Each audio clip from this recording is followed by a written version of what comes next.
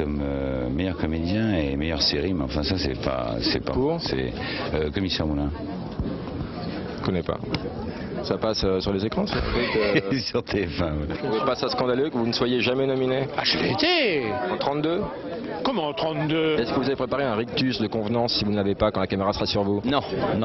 Vous avez encore oublié votre nœud ce soir. Oui, mais il est dans ma poche. Mais vous savez, je sors du boulot là. Contentionniste. Il est pas là, oui. Absolument.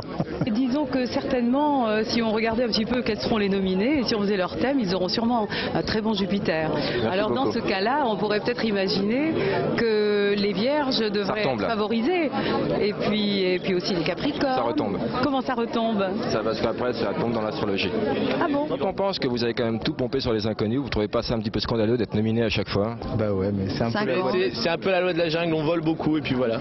Vous êtes encore nominé cette année alors que vous avez tout pompé sur les nuls, vous trouvez pas ça un petit peu scandaleux? Disons qu'on est vraiment, on n'est pas très intelligent, on n'est pas des bons comédiens, on s'est dit on va essayer d'aller au plus facile, on va essayer de pomper sur des mecs qui ont du talent, quoi. Dans la série, que sont-ils devenus ce soir, Julie? C'est agréable. Invité. Et pas nominé. Invité, déjà, c'est étonnant. Ah, c'est déjà étonnant. Je suis ravie d'être là, puis je suis avec quelqu'un, j'accompagne Jacques Roulant ce soir. Chacun sa merde. Vous avez un plan pour le fourguer déjà? J'ai déjà refourgué celui d'il y a 3 ans, ouais. J'ai un copain qui les fait fondre et qui en fait des compressions pour César. Je vais l'offrir comme les 2 précédents, et ça va te faire marrer, je vais l'offrir à ma mère. On rajoutera des rires parce que ça m'a pas fait marrer là. Est-ce que, comme beaucoup de personnes ce soir, vous êtes emmerdés copieux? Mais non, parce que non, près l'une de l'autre. Vous avez déjà cassé? Oui, on est les mauvais élèves de la classe. Et ça se lave comment? Et qu'est-ce que t'as comme lessive? Et patati et patata? De cette robe, etc. Ah ben alors Christine, viens ici le dire au micro. Hein? On est mieux payé que moi? Hein? Viens ici. Parce que regardez quand même, 500 balles. Et c'est toi qui as voulu être payé. C'est elle qui a exigé être payée. Vous pensez que ce soir on a touché le fond? Quelle question. David, vous avez la Calypso qui est garée en double fil.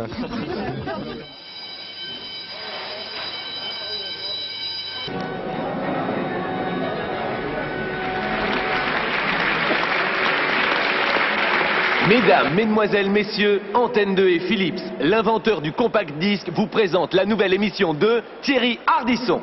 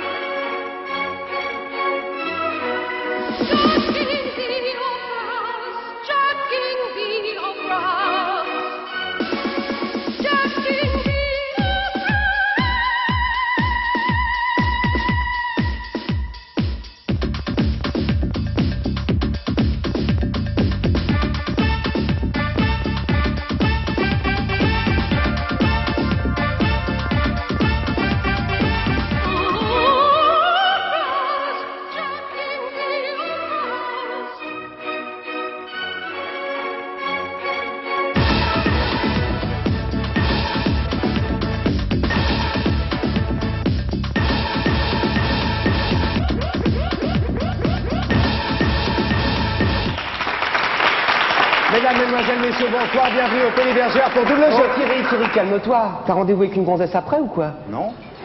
Bah alors on comprend pas un mot ce que tu dis. Ok. Mesdames, Mesdemoiselles, Messieurs... Non mais attends, c'est trop mou là, on s'endort, ils vont tous s'en aller, hein. Non mais tu vas quand même pas fumer à l'antenne. Pourquoi pas un pétard pendant que tu y es? Pas une mauvaise idée le pétard, je vais te dire. Pour jouer avec nous ce soir, 2 superstars du sport qui défraient la chronique. Champion du monde des râleurs, il a roulé des mécaniques jusqu'à ce que Ferrari boit rouge. Alain Prost. Face à lui, apparemment incapable de rester actif après une bonne bière. JPP, ce qui ne veut pas dire je peux pas. Jean-Pierre Papin. Alors Alain, je vais te faire le questionnaire de Prost. Quelle est ta devise? Le franc suisse. T'es coureur? En ce moment, je suis hors circuit. Si tu perds ce soir, tu vas accuser qui? Sénat, comme d'habitude.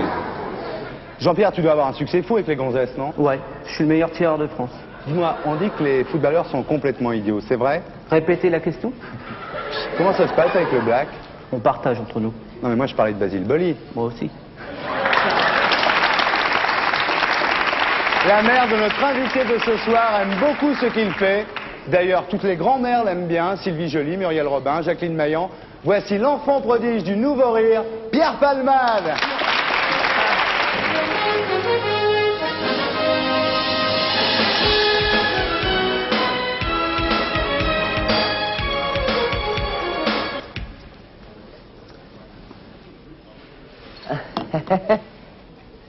Excusez-moi, mais vous ne seriez pas Pierre Palmade par hasard? Ah ben ça c'est drôle, ça fait 2 fois qu'on me le dit aujourd'hui. C'est la coiffure, je crois, qui fait ça. Le brushing, qui ressemble énormément, c'est vrai, à Pierre Palmade. Alors, vous auriez aimé ressembler à qui quand vous étiez petit? À Fantomas. Mais, attendez, c'est étonnant. Pourquoi, j'ai envie de demander? Parce que je trouvais que son déguisement était réussi. Ah oui, je vous réponds comme si j'étais petit. Alors, au fond, est-ce que vous aimez? Merci. Pas vous, lui. Est-ce que vous aimez, au fond? Oui, même en surface. Je m'aime bien. Oui. Je préfère qu'on me le dise, quoi. On vous aime. Merci. Alors, une autre question. On est dans les questions, tant pis, je me lance. Vous changeriez quoi en vous si vous aviez une baguette magique? Si j'avais une baguette magique, bah déjà je me ferais une tronche de fée pour avoir l'air moins con. Hein? Pas con. Et non, me changerais.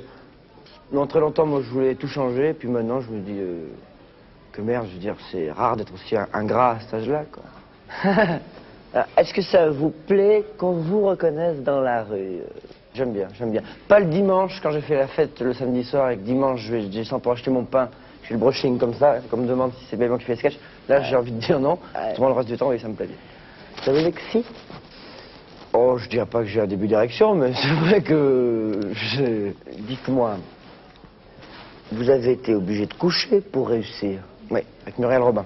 Ah oui, quand même. Alors, est-ce que vous pensez que vous méritez ce qui vous arrive? Vous croyez que ça va durer? Je suis pas un chanteur qui a fait un tube, quoi. Je crois que l'humour, c'est plus... C'est un coup d'œil sur la vie qu'on a et puis qu'on garde tout le temps, quoi. Tout aussi sincèrement, ne regrettez-vous pas déjà d'avoir accepté d'être invité dans cette émission? Non, je vais rien la faire ce soir en plus. Merci, Pierre Palmade.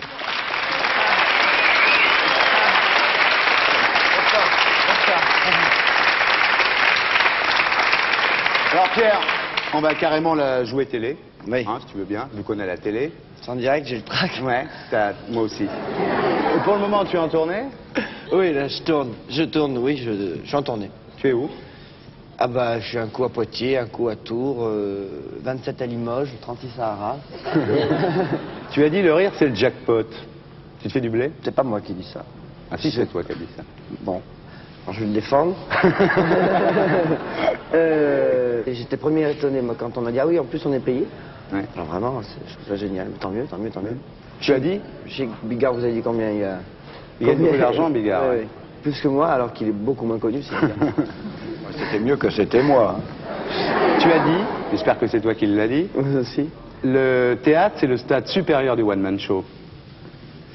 Je parle pour moi, quoi. J'ai envie de faire du théâtre après one-man show parce que maintenant, je commence à me sentir seul. J'ai envie d'avoir des regards en face de moi, quoi. J'ai envie de... C'est ça que je devais répondre, non? Ouais, c'est bien répondu, parce que c'est ce qu'on avait dit avec ton attaché de presse. Non, c'est vrai, après j'ai vraiment envie. Là, la transition, c'est que la pièce que j'ai écrite pour Jacqueline Maillan. Ouais. Ça, c'est la transition, là, je passe par l'auteur, et puis après, j'ai envie de jouer avec des copains sur scène, quoi. C'est quoi cette pièce? Ça s'appelle comment? Pièce montée. Et c'est une pièce de théâtre pour une femme seule pendant 1h30. Voilà. Donc tu écris un one-man show pour une femme de théâtre. Voilà, sauf que c'est pas des sketchs. Tu l'as connue comment, Jacqueline Maillan? Parce que j'ai tellement parlé d'elle quand je suis arrivé à Paris, j'ai tellement dit que je l'adorais qu'un jour elle a dû le savoir, quoi. Et puis elle m'a appelé en me disant, bah moi aussi je vous aime bien, rencontrons-nous. C'est une technique, ça? Oui, bah oui, mais je sais pas comment faire. C'est quelque chose qu'on peut dire aux jeunes qui débutent? Oui, moi non, le meilleur conseil qu'il faut leur donner, c'est de pas le faire ce métier, quoi. Parce que comme ça, s'ils le font malgré ce conseil, c'est qu'ils en ont vraiment besoin. C'est un métier qu'on fait pas par envie, je crois que c'est un métier qu'on fait par besoin, quoi. Ça suffit pas, ou alors il faut s'appeler Jean-Pierre François, avoir beaucoup de chance, quoi.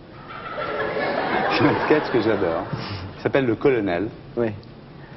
Tous les matins à 6h, il y a un type, il faut absolument trouver qui c'est. qui joue de la trompette ou du saxophone, je sais pas ce que c'est comme instrument, mais ça réveille tout le monde. En plus, il joue pratiquement toujours la même chose, c'est irritant, faut faire quelque chose. Hein. T'as fait l'armée, toi? Tu vois, c'est un enchaînement tout ça, suite. T'as fait l'armée, toi? Non, moi j'ai eu du bol. J'ai fait de la télé avant de faire de l'armée. Donc quand je suis arrivé aux 3 jours, je leur ai dit, ben, moi je suis capable de le faire, mais si je m'arrête maintenant pendant 1 an, alors que ça commence à marcher, je risque de plus jamais pouvoir le faire. Ils m'ont dit d'accord, et puis juste avant que je parte, ils m'ont pris à part, ils m'ont dit, bon, on vous laisse partir, libre, je vais dire, mais en échange, si vous êtes amené à devenir quelqu'un de public, vous tapez pas trop sur l'armée. C'est un deal. Mais c'est un peu ce qui est arrivé à Thierry Hazard. Ah, tu connais Thierry Il est là Hazard. l'enchaînement. Il est là l'enchaînement. Tu connais Thierry Hazard? Oui. Ben regarde, tu vas me dire si c'est de l'info ou si c'est de l'intox. Tu prends ton petit poste et tu regardes, Pierre. En France, contrairement à d'autres pays, le service militaire est toujours obligatoire, même s'il y a peu de chances que de jeunes conscrits aillent sur de futurs champs de bataille. Vous êtes en âge de partir sous les drapeaux et vous voulez à tout prix éviter de porter l'uniforme. Vous avez le choix entre vous faire exempter, opter pour l'objection de conscience ou encore, la solution extrême, ne pas vous présenter à la caserne. Vous êtes alors insoumis et passible des tribunaux.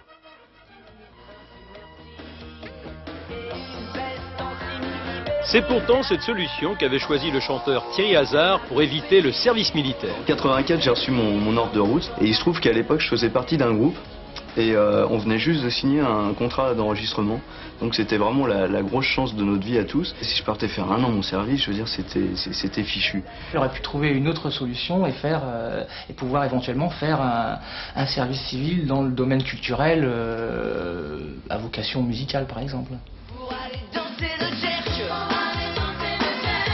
À la suite de ça, en fait, j'ai continué mon petit bonhomme de chemin, c'est-à-dire que j'avais un peu oublié cette affaire-là. Puis en 90, j'ai eu un gros succès avec le Jerk. Et je suis arrivé numéro 2 au top 50, donc tout le monde a commencé à me connaître. Un beau jour, j'ai reçu un petit papier par le courrier, comme quoi on m'avait retrouvé et que j'étais passible d'un jugement, d'un procès et tout. Donc premier réflexe, j'ai appelé mon avocat et on a essayé de trouver un arrangement avec les autorités militaires. Alors, il était cité en correctionnel. Il faut savoir que maintenant, les affaires militaires d'insoumission sont traitées en correctionnel et non plus par les tribunaux militaires. Ce qu'on a mis en avant durant le procès, c'est que maintenant, les choses vont tellement vite dans le monde du show business que si jamais vous permettez d'arrêter 1 an ou 2 ans, autant dire que vous signez un arrêt de mort. Thierry Hazard fut condamné à une amende de 300 000 francs, un jugement rendu après un procès qui, top 50 oblige, se déroula à l'abri du tam-tam des médias et qui lui évita un grave préjudice pour la suite de sa carrière. Maintenant, oui, ça serait à refaire, en fait, je le referais. Thierry Hazard, condamné à une amende pour ne pas avoir fait le service militaire. Est-ce de l'info, est-ce de l'intox? Pierre Palmade à l'oreille. Doucement. Ouais, d'accord. Ok, très bien. Alors maintenant, pendant que vous jouez chez vous, pendant que Alain Prost et Jean-Pierre Papin réfléchissent, on écoute Lisa Stansfield, bientôt sur la playlist de Double Jeu, nouvel album Lisa Stansfield.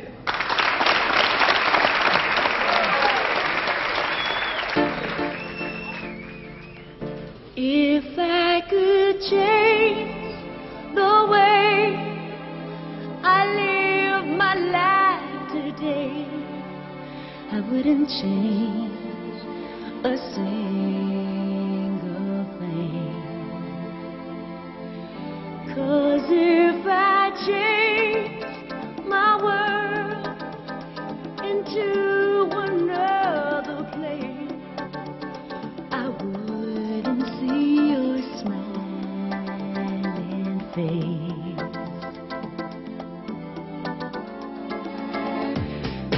Honey, don't you worry, there's nothing to worry for. 'Cause if I didn't love you, I wouldn't be here now. And if I didn't want you, I would have turned around by now. You've got to believe me, baby, believe that I love you so.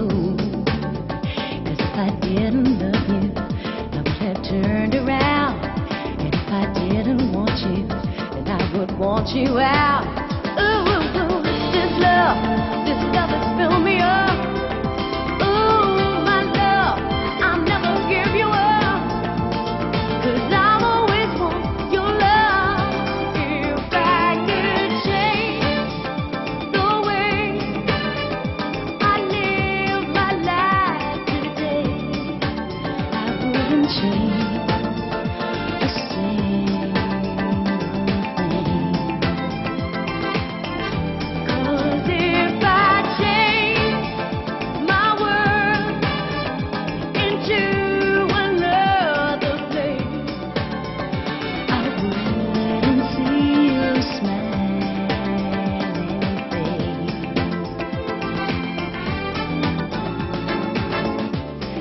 believing is the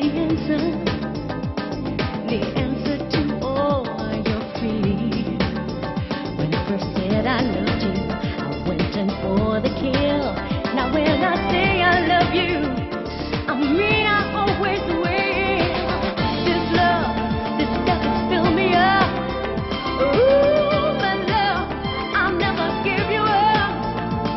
'Cause I'll always want your love. If I could change the way I live my life today, I wouldn't change.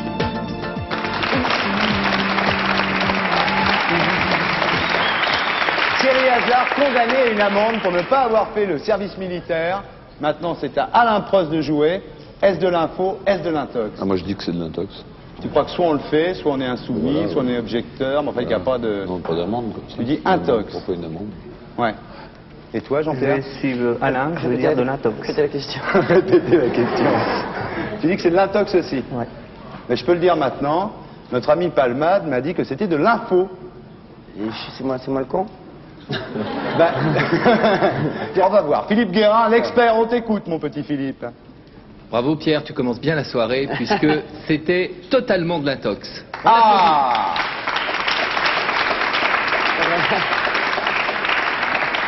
Laurent, le score. Le score, ça fait un partout. Philippe, est-ce que tu as un commentaire à faire? Et oui, c'est de l'intox. Ne croyez pas qu'en payant une simple amende, vous ne ferez pas votre service militaire. De nos jours, les insoumis finissent en prison. À ce propos, au sujet de Thierry Hazard, il n'a pas fait lui non plus son service militaire, puisqu'il s'est fait réformer comme tout le monde. N'est-ce pas, mon petit Pierre? Bravo, on applaudit Philippe Guérin. Alors, est-ce que tu te souviens, Pierre, d'une radio qui s'appelait Carbone 14, où tu étais trop petit ou trop bordelais à l'époque pour la connaître? Non. C'est une radio où les gens faisaient l'amour en direct, il y a 10 ans, au début de la FM. Voilà, j'étais jeune. Ouais. Tu connais pas Jean-Yves Lafesse qui faisait ça? Non. C'est lui qui était le maître d'œuvre de cette radio Carbone 14. Et ensuite, il a fait des impostures. Tu l'as connu après, quand il a fait ses impostures. Oui, le nom me dit quelque chose. Pas le mot déjà me dit quelque chose, mais le nom...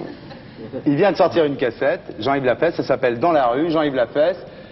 On va regarder un sujet, et puis je t'offrirai la cassette, comme ça tu le connaîtras. Jean-Yves Lafesse!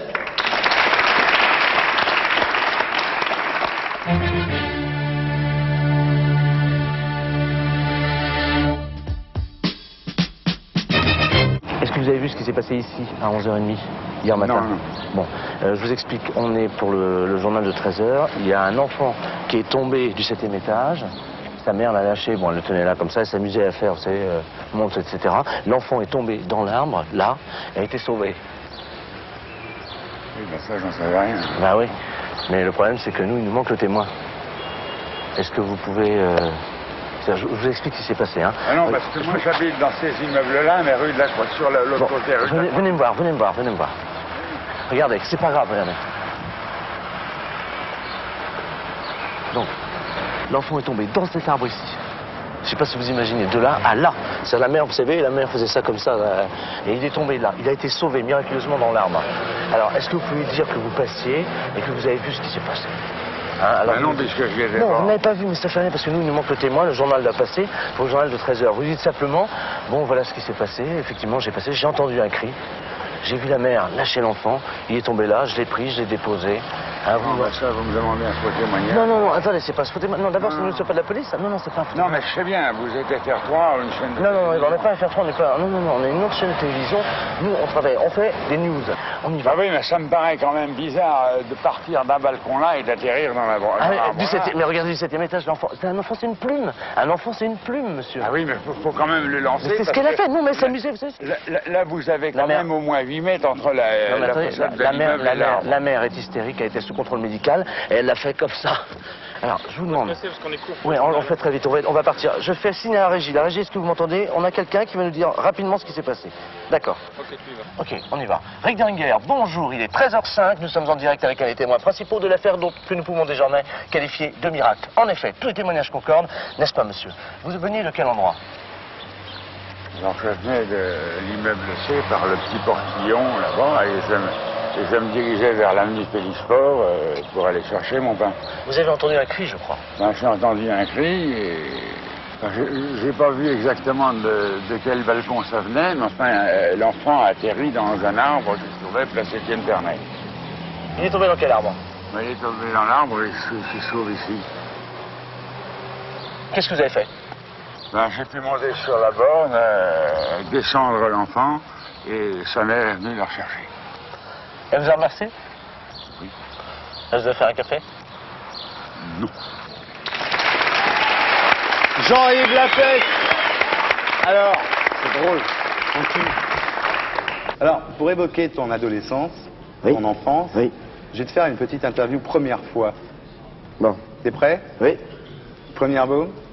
Première boum, ah oui, ça je me rappelle, toutes les booms d'ailleurs, c'est toujours pareil, on m'a invité pour faire rire la première partie de la soirée, puis dès que les slows arrivaient, on me demandait de rester près du buffet. J'étais le dernier à embrasser une fille. Première idole? Première idole, oh bah, je commence à savoir, je dis que j'aime vraiment beaucoup Claude François. Quoi. Tu connais toutes ses chansons par cœur? Ah, pas mal. Je suis pas fétichiste, quoi. Pour moi, je dis ça, j'ai acheté un costume de lui aux enchères. Est-ce que tu sais qui a écrit Les Lundis au Soleil? Ouais. C'est qui? Un copain qui s'appelle Patrick Juvet. Bravo! Vous pouvez l'applaudir.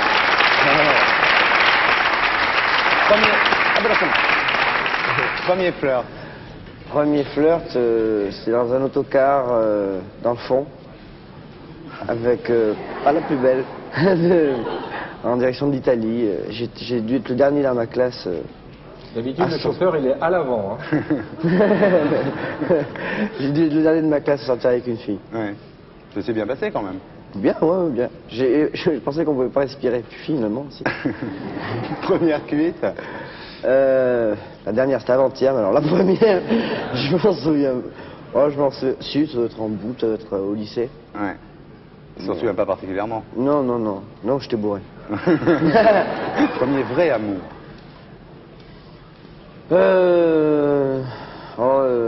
Premier vrai amour, ça doit être Muriel Robin. J'avoue que je suis vraiment tombé bien amoureux d'elle.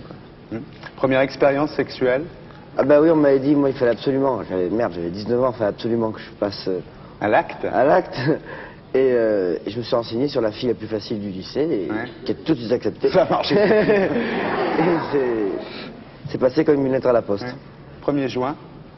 1er juin, c'était il y a longtemps, au lycée. Bon, non, il n'y a pas longtemps. Non, au collège. C'était vraiment, on était fous, quoi. C'était n'importe quoi. On fumait du café, du thé pour que ça fasse. Ça te fait rien, quoi, ça, toi, les soirs. C'est vrai du tout. Premier procès? J'en ai pas encore eu. Oh. Non, non. J'ai voulu en faire un sur un connard, là, Paul Vermus, là, journaliste. Là. Qu'est-ce qu'il t'a dit? Le grand reporter des salons de thé, là. Qu'est-ce qu'il a dit? Le mec, il avait dit, je vous le rappelle, rappelons-le, Pierre Palman n'est autre qu'un pâle imitateur de Sylvie Joly. Donc ça m'avait énervé, quoi. Ouais. Qu'ils le disent, qu'ils le dévoilent. Premier bide? Premier bide ce soir. Je trouve vraiment... Dis-moi, alors toi, tout ça, c'était pour t'amener, pour remuer des souvenirs d'enfance et d'adolescence? Mais je suis très ébranlé. Bah oui. Est-ce que tu as fait longtemps pipi au lit? Non, pas plus que je m'en souvienne, non. Ta mère t'en parle pas, là? Tu sais pas quelque chose qui a marqué dans la famille? Non, pas vraiment. Non, parce que maintenant, il y a un truc contre le pipi au lit. Ah bon? Moi, c'est vraiment fini, hein, je vous assure. Bah écoute, regarde, on va voir. J'ai plus rien. Une fois l'année dernière. On estime aujourd'hui à 800 000 le nombre d'énurétiques en France, non pudiques et savants pour désigner les personnes qui font pipi au lit. À la différence de l'incontinence, qui est un problème organique, l'énurésie n'est pas une maladie et les traitements médicaux restent sans effet. Jean-Baptiste Carcel est chevalier d'une croisade anti-énurésie. Il a créé la machine à empêcher de faire pipi au lit.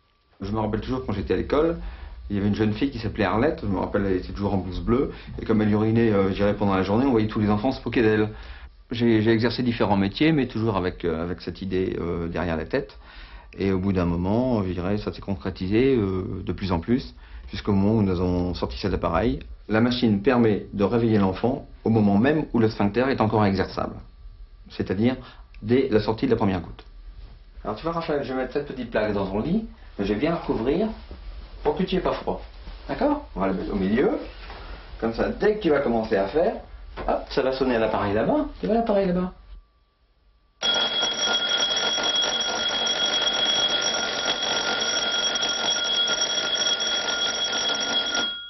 Raphaël s'est senti motivé comme jamais on l'avait vu motivé avec les expériences précédentes qu'on avait tentées avec lui.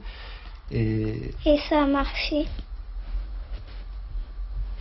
Et oui, ça marche, de 4 à 40 ans, parce que le système IAE assure aussi le suivi du traitement. Le nombre de pipis par nuit, le diamètre des taches sont scrupuleusement notés pour suivre l'évolution de l'énurésie et très vite. À 19 ans, j'en avais marre. C'était tous les matins, je me levais en pleurant.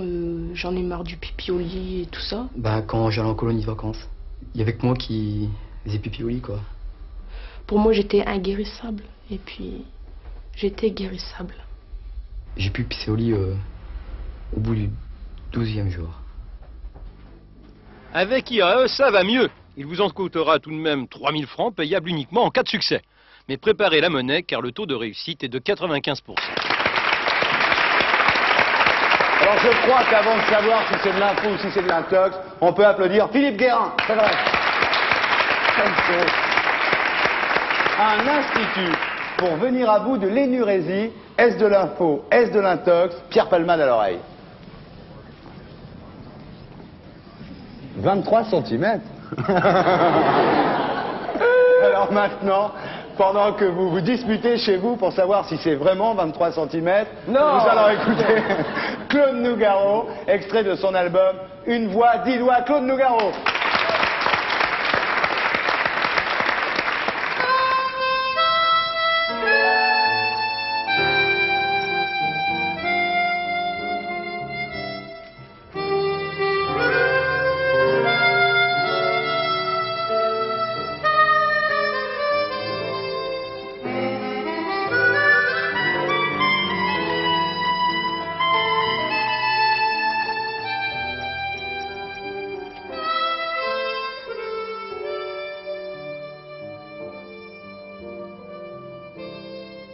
Quand les jours meilleurs se font attendre, la vraie solution c'est de s'entendre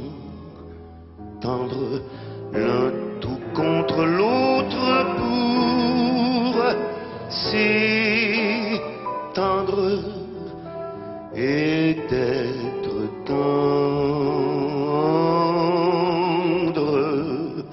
voir les jours monter, les soirs descendre, voir les flammes devenir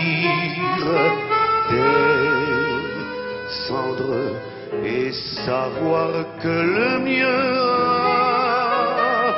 tout prendre, c'est d'être tendre.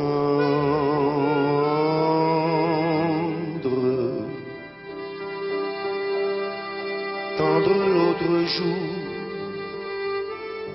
quand on s'embrasse l'une, pondre des poutous comme un prunier des prunes, voler dans les plumes à coups de bisous,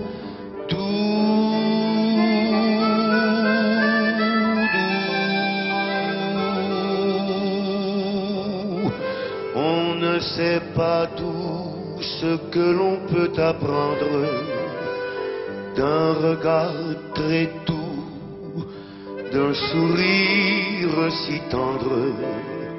C'est simple à comprendre, pourtant ça vient, l'on ne sait d'où.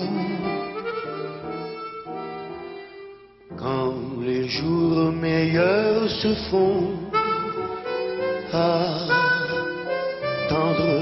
la vraie solution c'est de s'entendre l'un tout contre l'autre pour s'étendre et d'être tendre.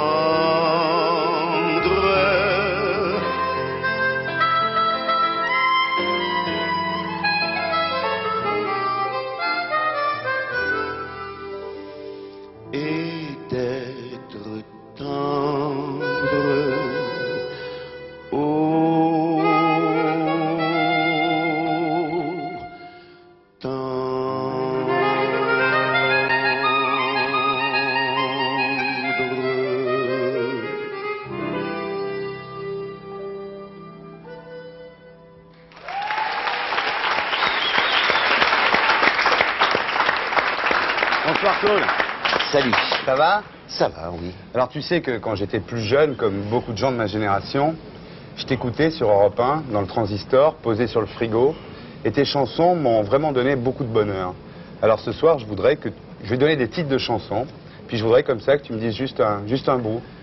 Le jazz et la java, par exemple. Le jazz et la java? Ouais. Quand le jazz est là, la java s'en va. Parfait. Ah, c'est parfait. Un échantillon, oui. Voilà, juste Une un amorce. petit échantillon, une petite D'accord. compile. Les mains d'une femme dans la farine. Celle qui m'a valu les foudres du féminisme. Ouais.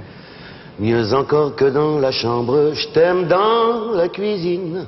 Rien n'est plus beau que les mains d'une femme dans la farine. Ah, c'est génial. Tu me fais très plaisir. On continue. Cécile. Elle voulait un enfant, moi je n'en voulais pas. Écran noir. Sur l'écran noir de mes nuits blanches, moi je me fais du cinéma. À bout de souffle. Quand j'ai rouvert les yeux, tout était sombre dans la chambre. J'entendais quelque part comme une sonnerie. J'ai voulu bouger. Aïe, la douleur dans l'épaule droite tout à coup. Génial. Il y avait une ville. Que se passe-t-il? J'y comprends rien. Il y avait une ville et il n'y a plus rien. Je me souviens que je marchais dans une rue. Parfait. Marie-Christine. Ah tiens, je suis sous ton balcon, bling, bon, comme Roméo. C'est génial. Une petite fille. Une petite fille en pleurs dans une ville en pluie, et moi qui cours après, au milieu de la nuit, mais qu'est-ce que je lui ai fait? 4 boules de cuir. 4 boules de cuir tournent dans la lumière de ton œil électrique. Box, box, au DSL Pierre. 4 boules de cuir, mais... Attention à la bagarre. Et Toulouse, pour finir. Qu'il est loin, mon pays, qu'il est loin. Parfois au fond de moi se ranime l'eau verte du canal du Midi et la brique rouge des minimes. Merci. Merci beaucoup. Beaucoup de plaisir. Dis-moi, en 63, tu déclarais au Figaro, mon rêve, ce serait une maison au bord de la mer avec une grande piscine d'eau douce. Elle est où cette maison? Oh, elle est toujours dans mes fantasmes. Ouais. Je n'ai pas de maison au bord de la mer. Je me contente actuellement d'avoir à Toulouse un loft sur la Garonne. Et moi, mon océan, c'est une Garonne.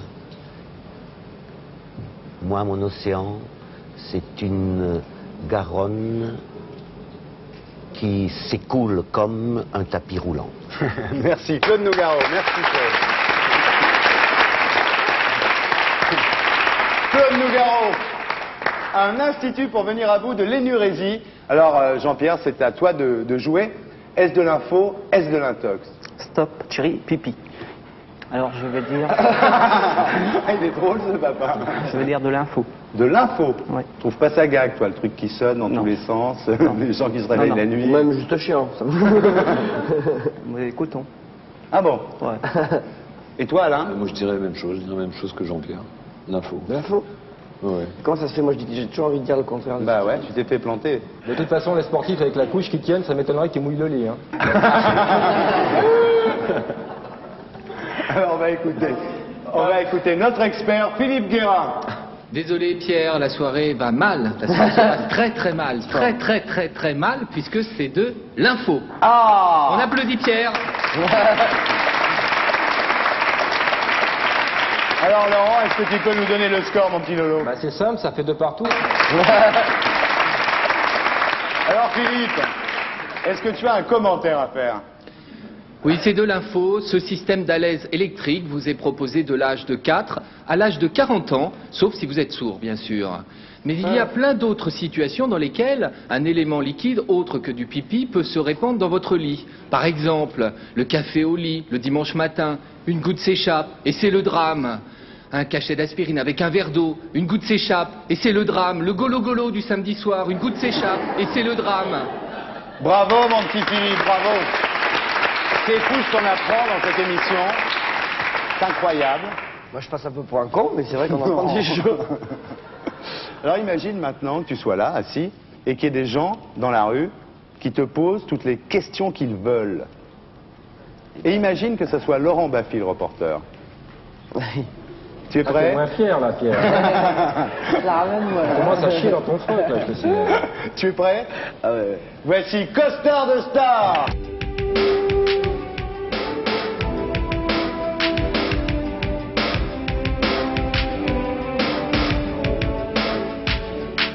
Ok, il est là sur le plateau, il vous regarde, vous avez une question à lui poser? Non. Son proche, s'il fait un prochain, comment dire,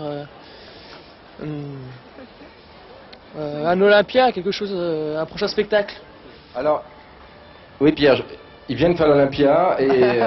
non, attends, c'est pas des blaireaux, je veux dire, ils sont jeunes, ils n'ont pas forcément suivi toute la carrière. S'ils viennent faire l'Olympia, il a mal pris. Trouvez une autre question là. Bah, c'est tout. Juste cette bonne chance, c'est tout. Je prends pas des Mongoliens Pierre, je prends ce que je trouve. Alors, sois pas chiant non plus, trouvez une question intelligente là. J'ai pas de questions à lui poser, je suis désolée. Pas la pétasse, ok, alors... alors, allez-y, posez-lui une question. Moi, j'ai rien à lui dire, vu que ma soeur c'est une pétasse, j'ai rien à lui dire, voilà. Pourquoi il n'est pas plus original? On sent beaucoup trop l'influence de Joly. Ouais. J'aimerais mieux qu'il soit plus percutant. Attendez, il me répond. Non, c'est pas une pétasse, je veux dire, elle a une question à te poser, ça peut pas te plaire toujours, Pierre. Posez-lui une question. Oui, la pétasse va sortir du champ. Pierre, une seconde. Voilà, merci madame. Mais je sais pas, je vois pas ce que je pourrais lui poser comme question. Ça l'étonne pas, il me dit. Ah bah oui, je sais pas, mais qu'est-ce qu'il fait Est-ce que c'est un homosexuel, non? Voilà, maintenant il est en larmes, vous avez gagné, bravo. Ok, merci monsieur, il est en larmes. Je sais pas, je savais pas quoi lui demander. Hein. C'est pas très malin de votre part. Ah bah, c'est rien, c'est pas grave. On va lui poser, tu sais qui trouve ces conneries là? Pierre? En écoutant des blaireaux comme vous, il me dit. Ah, bien joué garçon, je me demande où il est, mais si je le trouve. Attendez, parce qu'il me parle dans le casque là. Oui. Attendez.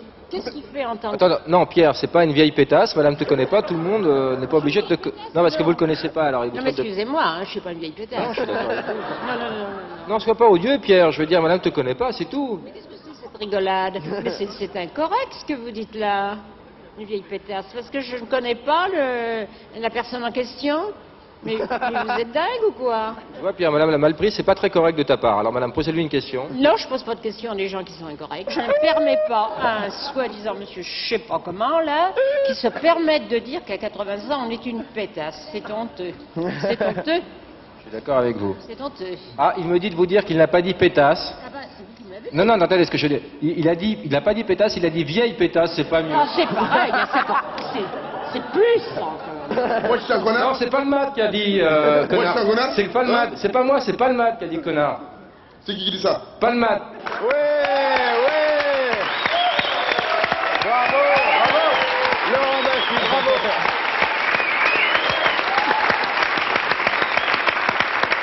Bravo Lolo. C'est moi qui est génial. Bravo Laurent.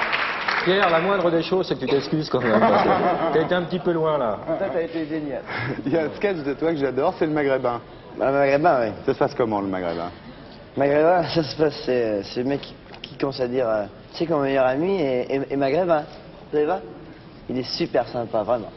Et plus ça va, plus il commence à dire, plus moi je suis toujours premier à le défendre, hein, tu vois, quand on me traite de sale bico, sale arabe, vraiment, je suis toujours là. Bon, sauf une fois, là vraiment ils étaient trop nombreux, je me suis cassé. Mais autrement, vraiment, il faut dire que lui aussi, il exagère un peu. Et plus ça va, parce que ils sont comme ça les vrais racistes. Ils commencent à dire comme ils ont un copain noir, ils sont pas racistes, mais après ils peuvent dire ce qu'ils veulent quoi, derrière. Je trouve ça insupportable. J'ai remarqué ça, t'as jamais vu ça au lycée? Dès qu'il y a un mec de couleur dans la classe, il y a 3 types qui sautent dessus en disant « T'inquiète pas, dès qu'on t'emmerde, moi je te protège. » Alors qu'on n'a même pas agressé le mec. Mais c'est ça le début du racisme, quoi. C'est dangereux. Si tu avais une grande cause à défendre, ça serait l'antiracisme? Non. Tu sais que tout le monde a sa grande cause? Dans le show business? Oui, il paraît, oui. T'en as pas, j'en ai pas encore trouvé, quoi. Je suis encore dans une période d'égo. C'est toi ta grande cause pour le moment? Non, mais pour l'instant, je veux être bien avec moi-même dans ma tête, puis après je défendrai. Je vais d'abord me défendre moi, et puis après, voilà. Tu sais pas encore quoi?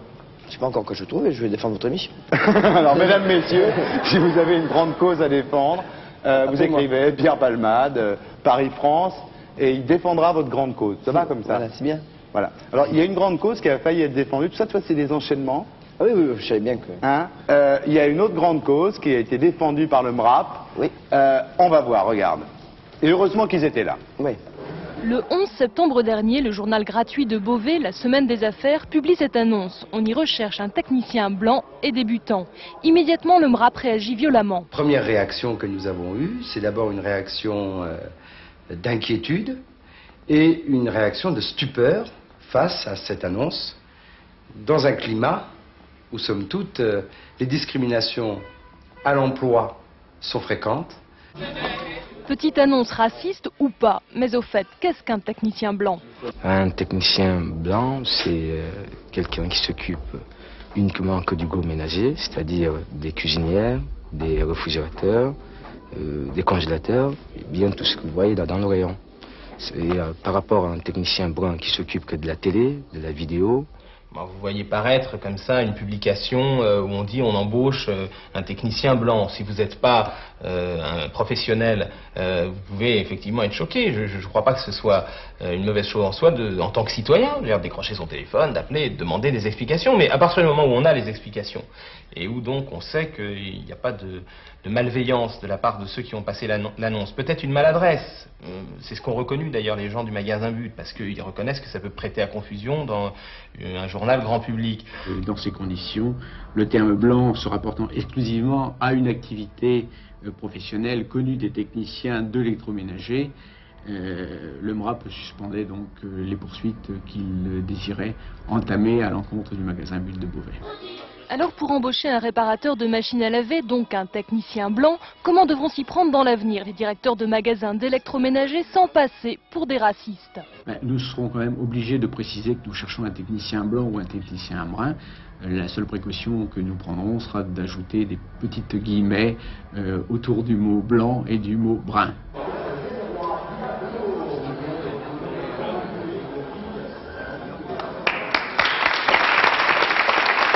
Un réparateur de machines à laver s'appelle-t-il un technicien blanc? Est-ce de l'info? Est-ce de l'intox? Palmade, à ton avis? Mais dis donc. Alors maintenant, pendant que vous réfléchissez chez vous, que vous pariez des sommes d'argent colossales, on écoute Paul Young.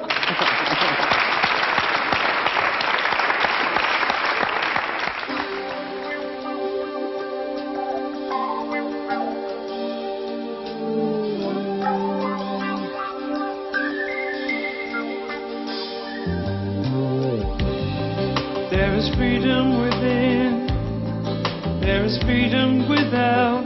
Try to catch the deluge in a paper cup. There's a battle ahead, many battles are lost, but you never see the end of the road while you're traveling with me. Hey now, don't dream it's over. Hey now, when the world comes in, they come to build a wall between us. You know they won't win. Now I'm towing my car, there's a hole in the roof. My possessions are causing me suspicion, but there's no proof. And the paper today tells of war and of waste, but you turn right over to the TV page. Hey now, don't dream it's over. Hey now, when the world comes in, they come to build a wall between us. But you know they won't win. Oh, yeah.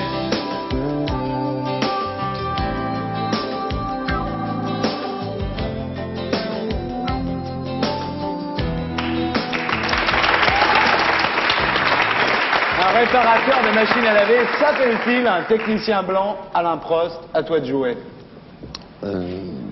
S'appelle-t-il ou Oui. Est-ce qu'un réparateur de machine à laver s'appelle un technicien blanc? Moi, je dirais que c'est de l'info. C'est de l'info. Parce que c'est pas... T'as cru à tout ça, quoi? Non, mais ça peut arriver, quoi. Ouais. Je suis inquiet, je pense pareil. Tu penses pareil? C'est la première fois. Je vais suivre Alain et Jean-Pierre. Oh bah voilà, comme la majorité, comme disait la presse. Moi, c'est Jean-Pierre, c'est ça? Pierre Palman. Jean-Pierre Palman. Je me barre, Tu l'as vexé? Info. Ah ouais, info. Ouais, je suis info. Bon, ben j'en connais un qui doit être au fond du trou. Philippe Guérin, on t'écoute. Je suspecte Papin d'avoir copié sur son voisin Prost. Ouais. Parce que c'était de l'info. Ah! On les applaudit. Bravo. Laurent, le score, Laurent. Ça fait 3 partout, on se rapproche du tir au but. Visiblement, ils ont une idée pour 2, les sportifs. Est-ce que tu as un commentaire à faire, mon petit Philippe? C'est de l'info. Un réparateur de machine à laver est bien un technicien blanc. Pour le vérifier, il vous suffit de bidouiller votre machine à laver et vous verrez arriver chez vous un technicien blanc, peut-être pas de peau, mais en tout cas de métier. Et si ce réparateur de machine à laver vous fait marron, c'est peut-être parce que c'est un technicien brun, donc un réparateur de vidéo et de hi-fi. Mais je vois des petits vicieux qui vont me poser une question du style « Ma machine à laver n'est pas blanche, mais elle est marron. Qu'est-ce que je fais ?» Eh bien, vous changez de chaîne et vous arrêtez de m'emmerder, bande de races. Philippe Guérin. On apprend les 4 trucs. Pas la moitié d'un con, hein. Ouais, t'as vu son nœud pape, là, le pioui, il est pas con. Est-ce qu'on t'a déjà imité? Qui a fait ça? Non, je cherche. Des imitateurs. Robin. Des imitateurs qui t'imitent. Oui, Gustin l'a fait. Ah bon? Et alors? Et je crois que le spectacle n'a pas marché. Tu sais imiter qui, toi? Moi, j'ai imité... Bon, c'est con, les imitations. Mais j'ai imité... Vas-y.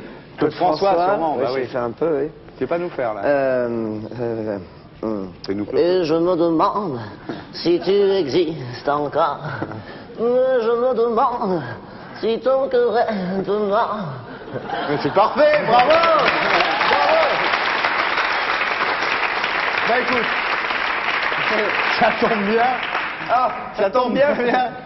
On va enchaîner. Et voilà, en parlant d'imitation, voici le faussaire du siècle, David Stein. Tu le connais? Non. Bah tu regardes.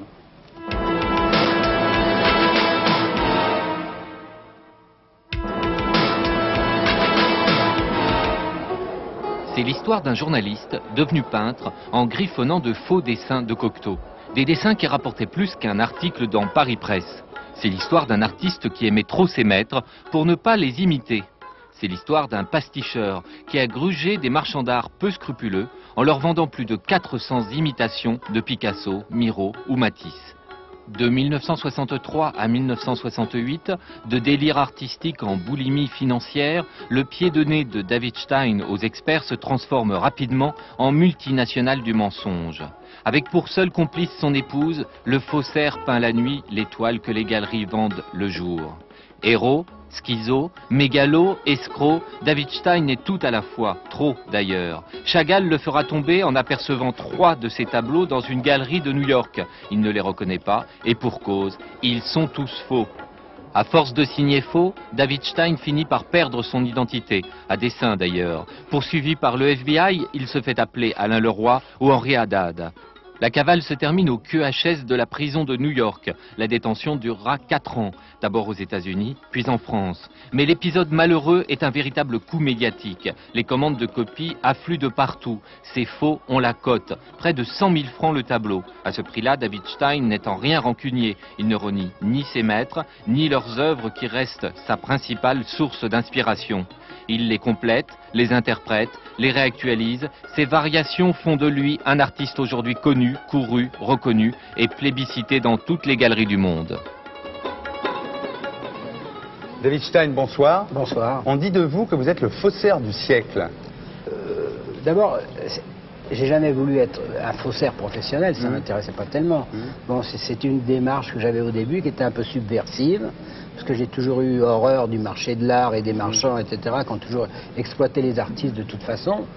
Et finalement, quand on connaît un peu l'histoire de l'art, on se rend compte que beaucoup de peintres très connus, hein, bon, ont eux-mêmes fait défaut depuis le début. Oui, c'est ce que vous dites, c'est une voie normale finalement, parce que c'est l'apprentissage, c'est-à-dire qu'on commence toujours par peindre comme les autres avant de trouver sa voie. Oui. Je citerai André Malraux qui dit tout artiste commence par le pastiche.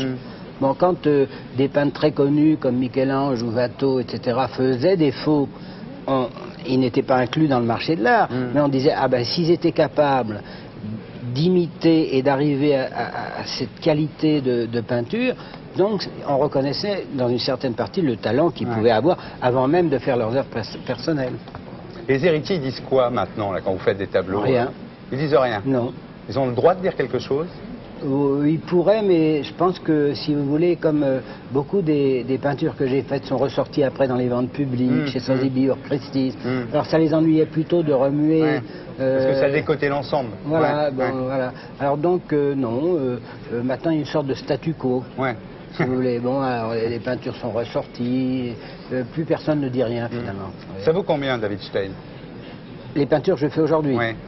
Ça se situe entre 60 et 120 000, 150 000. C'est abordable? Oui, tout à fait abordable.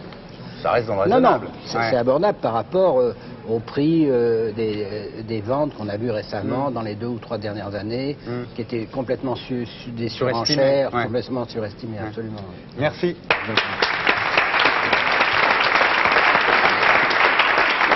Ça va? Est-ce que tu es prêt pour l'interview Coq-à-l'âne? Ah oui, oui, oui. T'es prêt? Oui. Tu as déjà pensé au suicide? Ah ouais, j'ai même déjà essayé une fois. Et alors? Ben ça le fait. Il est con. Il est con. Et t'as essayé comment? Non, j'avais comme ça une déprime, j'avais les... Trois ridicules. voir la gaffe.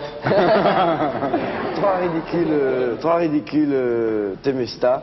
Puis juste après, j'ai appelé un copain en disant je crois que j'ai fait une connerie. Et puis voilà. J'ai dormi 2 jours. Écoute, pour une fois que tu dormais. Tu dirais quoi de négatif sur toi? Si vraiment tu voulais te casser? Moi, je trouve que je ménage pas assez mes amis. Je trouve que je m'occupe tellement de séduire, quoi. Que quand c'est acquis, j'ai tendance à négliger, quoi. Et il faudrait pas... Je me rends compte parce que... C'est bien négatif, ça. Ouais, mais en tout cas, ça me renvoie une mauvaise image de moi. Quand as-tu pleuré pour la dernière fois? Quand on m'a dit que j'allais faire l'émission. Non. Quand j'ai pleuré pour la dernière fois, ça doit être à une série télé. Moi, dès qu'il y a un truc, n'importe quoi, un chien qui se fait écraser, moi je... Sacrée soirée, tu pleures des fois? Quand ils se retrouvent? Je suis obligé maintenant, parce que mon producteur, c'est Louvain, donc je suis obligé de faire semblant. Et quand t'as signé avec Louvain, t'as pleuré beaucoup? À quoi reconnais-tu la passion naissante? Quand j'oublie tout le reste. Et là? Là, je vais me casser dans pas longtemps. Et la passion qui s'éteint, alors? La passion qui s'éteint, quand ça m'énerve physiquement, quoi. C'est-à-dire quand, par exemple, quand quelqu'un m'énerve, c'est physique. C'est tu vois, puis il faut plus qu'il me parle, il faut plus qu'il... tu vois, vraiment, arrête, Thierry. Est-ce que tu es attiré par les pratiques déviantes, style sadomasochisme? Non. Non, je trouve que... Je m'étonne même de ne pas avoir... Mais vraiment, je mens pas, j'ai plein de défauts, mais je suis pas fantasme du tout, quoi. J'aime bien faire l'amour dans un lit, la nuit, lumière éteinte. Sans être attaché? J'ai pas de côté... Oui, qu'à la personne, en tout cas. Bah écoute, on va voir parce que... C'est joli ce que je viens de dire, non? C'est parfait ce que tu viens de dire. Donc,